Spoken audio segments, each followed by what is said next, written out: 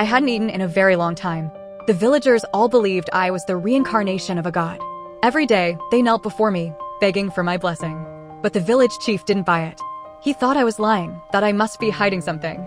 So he hired a nurse to keep a close eye on me for 14 days straight. When she first arrived at my house, she ran a full checkup. The results shocked her. My body was perfectly healthy. I didn't look like someone who hadn't eaten in months. She asked me where I got my nutrition. I told her it came from food from heaven. Then I stepped aside to pray, as if I were absorbing that so-called food. When it came time to eat, I didn't touch a single bite. The nurse, however, was an atheist. She didn't believe any of it. She was convinced I was lying.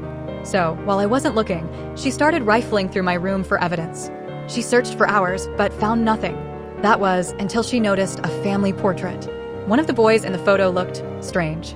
She had never seen him before. Just then, my mother appeared. She said the boy was my older brother. He had passed away 2 years ago. The nurse asked how he died. My mother visibly tensed. All she said was, "He died of illness." Her reaction made the nurse suspicious. She felt like this family was hiding something.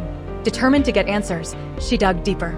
The next day, she spoke with my sister, asking her what I had eaten last. I answered, it was the blood and flesh of God. I said I didn't need to eat anything else. To the nurse, that only sounded like a story I'd made up. It only reinforced her belief this family was hiding something. Days went by, and she still found no food. Until one night, she discovered a statue on my desk. And that statue seemed to be hiding something. I was scuba diving when I accidentally lost my watch, so I immediately dove down to the seafloor to look for it. While searching, I came across a strangely shaped rock. Something about it didn't feel right, so I told my girlfriend right away. Soon after, the four of us went back into the water and began a more organized search of the area. Not long after, I made another discovery. I reached into the sand and felt something solid. When I pulled my hand out, I was holding a gold dagger that looked centuries old. The hilt was inlaid with a bright red ruby, and I could tell it was incredibly valuable. I started to think there might be more treasure down there, so we quickly regrouped, checked our gear, and dove back in. While scanning the area with a metal detector, the needle suddenly went wild. We knew right away there had to be something large buried beneath the sand. One of my teammates cranked up the sand blower, and before long, a heavy object began to emerge. It was an ancient iron cannon. We tied ropes to both ends of the cannon and attached inflatable lift bags, planning to use buoyancy to bring it up to the surface.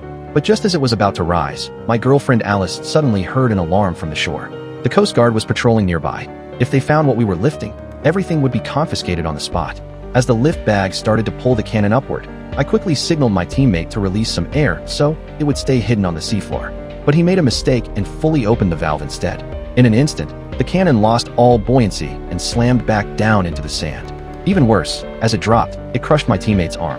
I immediately swam over to help, but the cannon was far too heavy to move. By then, the three of us were running dangerously low on oxygen. With no other option, I diverted all the remaining air into the 2 lift bags, gritted my teeth, and forced every ounce of strength I had to lift the cannon. In the end, we managed to save my teammate's life.